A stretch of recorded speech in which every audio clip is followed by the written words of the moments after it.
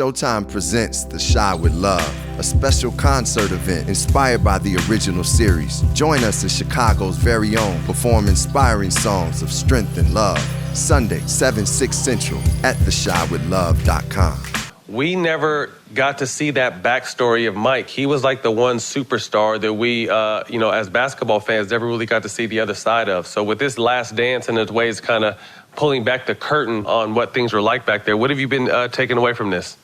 Well, I've been sitting there with the kids and, my wife, and we've been looking at each other, and she would start laughing. I'd be like, what are you laughing about? She goes, that sounds just like you.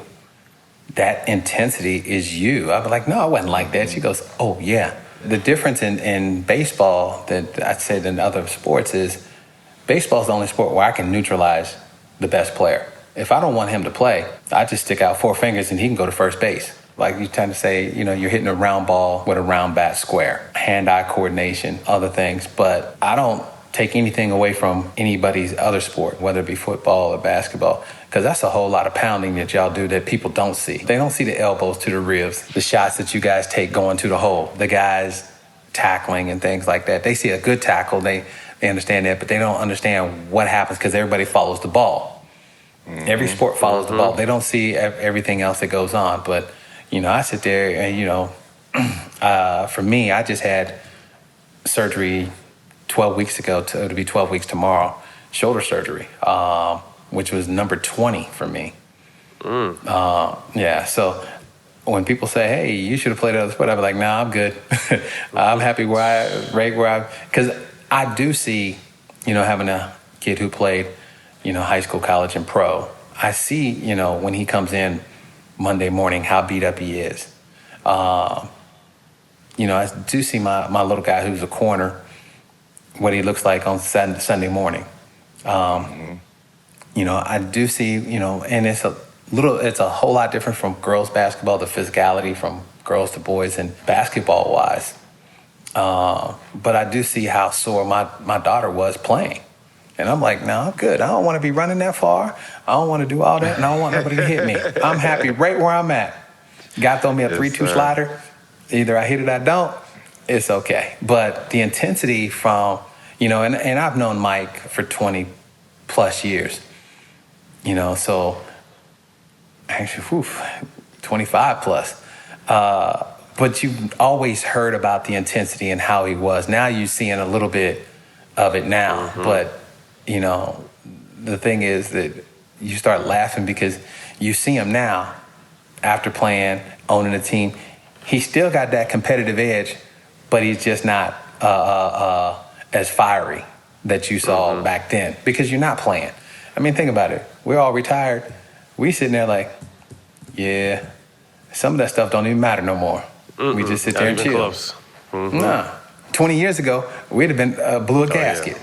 Right in the mix. Right in the mix. But see, the difference for me is like, my dad played baseball. He helped a lot of guys out. So when we had a team fight, they was pushing me out like, this don't belong to you. We just gonna have you play. So, there's been plenty of times Dave Parker grabbed me. We was fighting Oakland. And Dave was like, nah, this don't, go on back here. You don't have nothing to do with this one. And I'm like, I want to get into it. They be like, this is for the guys that need to get into it. You gonna take our game to another level. And he knew it at that, and I'm like, what? He like, just sit your butt over there in this corner. Matter of fact, if I see you in this, I'm gonna grab you. And I was like, man, I don't want him to grab me. Hey, but Dave Park was big. Dave Park was a big dude. Yeah, he did some things to me that wasn't fair. But that's the way things. You have certain guys, even though they play for another team, that's the kid who's gonna elevate the game, and you try to take care of him and let him understand that, hey, you need to do X, Y, and Z, so this game can get to the next level.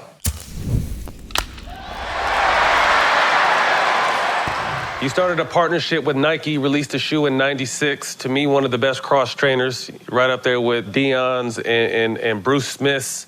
Talk to us a little bit how that started and how that made you feel, man, to have your signature shoe in baseball, and that was kind of uncommon at the time. You grow up, my dad was a Chuck Taylor fan, Converse.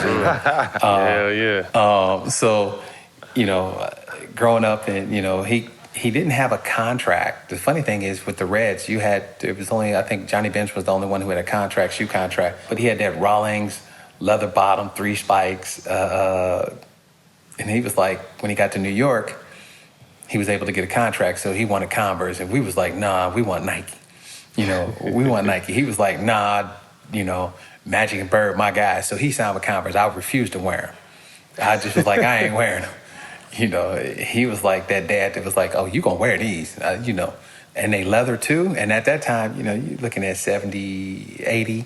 So the leather, I was like, I ain't wearing them. So I told my mom, I said, I'm gonna have my own shoe. And she, like every other mom, yeah, you go ahead, baby. Yeah, you know how that is. I wish you luck. And finally I got one. And the first time they put it in my hand, I just stared at it. I just looked at it like, wow, this is happening. And I still have it. It's under lock and key. But it was just one of those moments I was like, you feel that you have arrived and say that you were going to do something and you did it. Not knowing how far it was going to go. Because you always want to leave the sport better than when it came in, better than when you came in. And, my dad not being able to have a shoe because that wasn't popular then, only basketball. I tell everybody basketball, it starts a whole lot of stuff. Basketball had high tops. All of a sudden, baseball got high tops. All of a sudden, football got high tops. Basketball went 3/4. Then everybody went to the 3/4. Then basketball started with the lows. Now everybody got a speed shoe. Even in uniforms that you guys have started the tight fit uniforms and everything else. Back in the day, the tearaway jerseys. Just everything that you guys have done over the years. Other sports have followed. Marketing. Basketball has one, I couldn't remember, back in the day, it was fantastic. I couldn't wait to find out who said it. And that was the highlight. And then all of a sudden, basketball has done a lot for culture. And, as other sports, we have to follow it because I think that, there's some great minds in basketball for marketing their players. They don't have, I'm 6'2". And I don't stick out like a sore thumb. I can go somewhere. Somebody come in 6'5" or taller, they'll be like, they automatically think you play basketball or you do play. So I was able to hide where, basketball, you can't.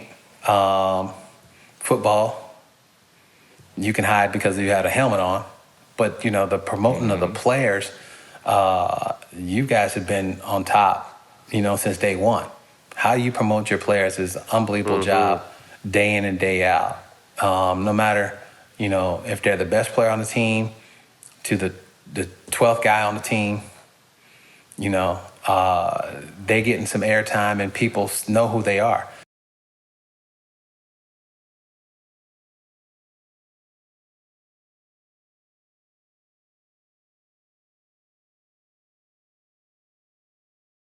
Showtime presents The Shy with Love, a special concert event inspired by the original series. Join us as Chicago's very own perform inspiring songs of strength and love. Sunday, 7/6 Central at theshywithlove.com. This life was all I ever wanted. I'm not leaving. Not yet. I was hoping you'd say that. We gotta hit the streets, make some money. People like us must destroy people like him. Buckle up.